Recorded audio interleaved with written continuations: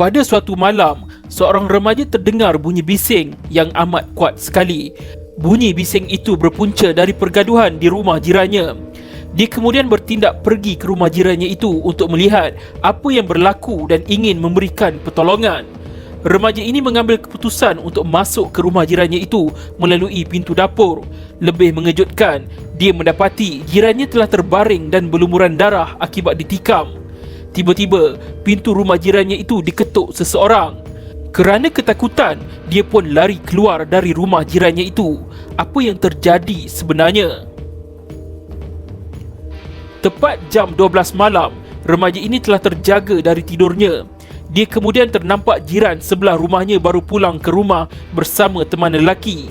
Hubungan remaja ini dengan jirannya itu agak rapat, bagaikan adik dan kakak. Setelah melihat jirannya itu, dia kemudian pergi ke tandas untuk membuang air. Ketika keluar dari tandas, dia tiba-tiba terjatuh. Akibat dari terjatuh, 3 jari sebelah kanannya mengalami kecederaan.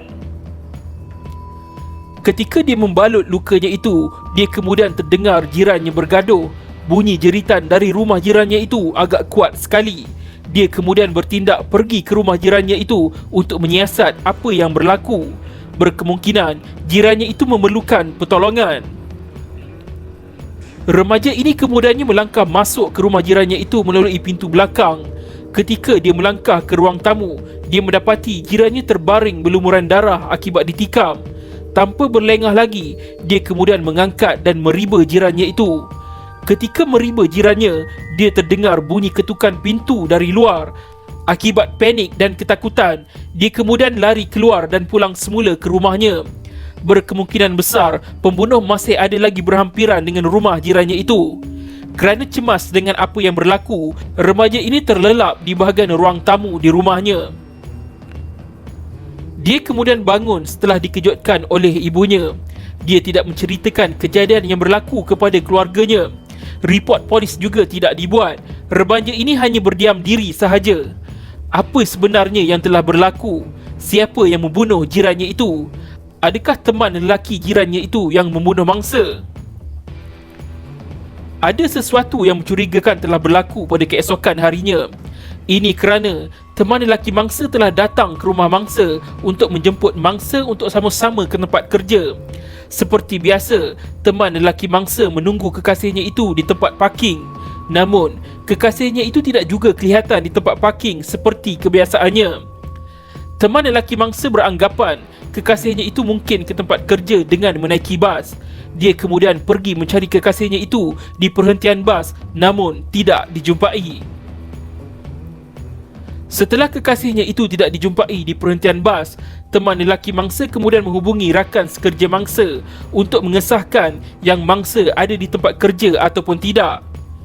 Rakan sekerja mangsa memaklumkan yang mangsa belum lagi sampai ke tempat kerja. Kerana curiga ada sesuatu yang buruk berlaku, dia kemudian menghubungi keluarga mangsa di kampung. Berkemungkinan mangsa pulang ke kampung tanpa memaklumkan pada teman lelakinya itu. Keluarga mangsa juga memaklumkan yang mangsa tiada di kampung. Teman lelaki mangsa kemudian berpatah semula ke rumah mangsa. Ada sesuatu yang tidak kena kerana mangsa juga tidak dapat dihubungi.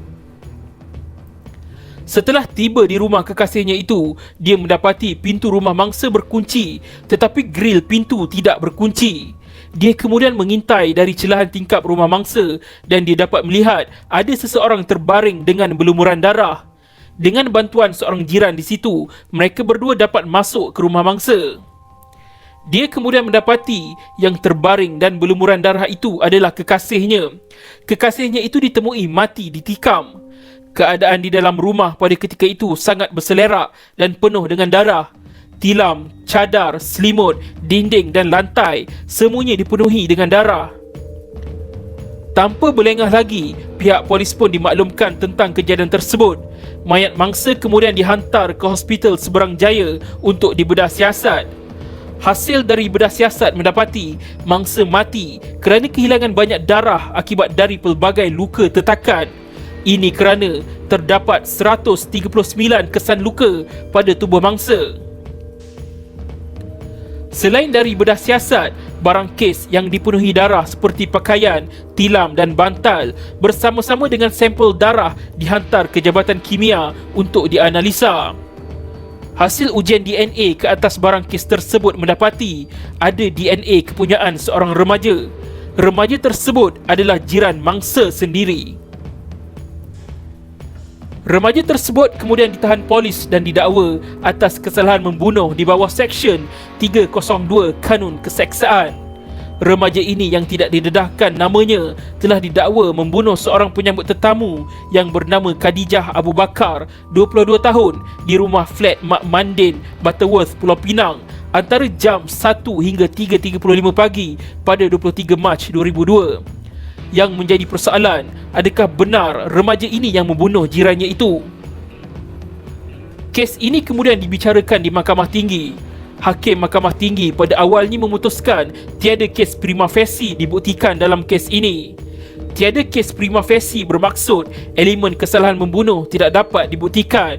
Jadinya, pada 1 Disember 2006, remaja ini dilepaskan dan dibebaskan tanpa dipanggil untuk membela diri di akhir pendakwaan kes.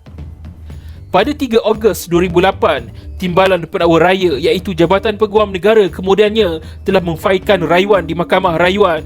Pihak pendakwa raya merayu kepada Mahkamah Rayuan agar mengenepikan pembebasan remaja tersebut dan memerintahkan remaja tersebut untuk membela diri di atas pertuduhan membunuh. Hakim Mahkamah Rayuan membenarkan rayuan tersebut dan mengarahkan remaja itu untuk membela diri. Apakah maksud membela diri? Tertuduh perlu membuktikan yang dia sebenarnya tidak membunuh mangsa. Apa-apa bukti adalah memadai bagi menafikan dia adalah pembunuh. Sekiranya tertuduh gagal berbuat demikian, tertuduh sememangnya terbukti bersalah. Remaja tersebut kemudian gagal menimbulkan sebarang keraguan yang munasabah. Bukti DNA jelas menunjukkan yang tertuduh memang berada di tempat kejadian ketika pembunuhan berlaku. Ini kerana laporan DNA pada satu sarung tangan koyak yang ditemui di tempat kejadian dan pada kain langsir menunjukkan remaja tersebut memang berada di tempat kejadian. Tertuduh gagal menerangkan bagaimana DNA miliknya ditemui pada kain langsir dan sarung tangan itu. Pihak pendakwa raya berkata kecederaan yang dialami tertuduh pada tangannya sepadan dengan sarung tangan koyak yang dijumpai di tempat kejadian jenayah. Mahkamah Tinggi tidak menerima penjelasan tertuduh bahawa tangannya tercedera akibat terjatuh di dalam tandas. Ini bermaksud dia memakai sarung tangan itu dan mengalami kecederaan semasa berada di rumah si mati.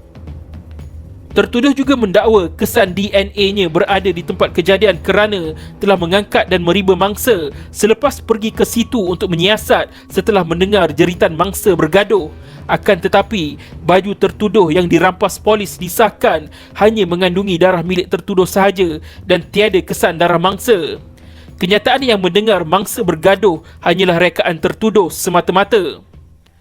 Tertuduh mengatakan yang dia panik dan lari semula ke rumahnya setelah mendengar orang mengetuk pintu rumah mangsa. Laporan menunjukkan tiada bukti DNA sesiapa pun di tempat kejadian selain DNA tertuduh. Tertuduh hanya mereka-reka cerita semata-mata. Di akhir kes pembelaan, tertuduh didapati bersalah oleh Mahkamah Tinggi pada 4 Disember 2008. Pada 9 Mei 2011, Mahkamah Rayuan Putrajaya telah memutuskan pihak pendakwaan telah berjaya buktikan melampaui batasan keraguan yang munasabah di atas pertuduhan terhadap tertuduh. Tertuduh dikenakan sabitan atas kesalahan membunuh dan tertakluk pada hukuman gantung sampai mati. Namun, disebabkan tertuduh berusia 16 tahun ketika pembunuhan berlaku, tertuduh dikira bawah umur dan tidak boleh dihukum gantung sampai mati merujuk kepada Seksyen 97-2-B Akta Kanak-Kanak 2001. Hakim Mahkamah Rayuan memutuskan tertuduh diperintahkan ditahan di bawah ehsan yang di-Pertua Negeri Pulau Pinang.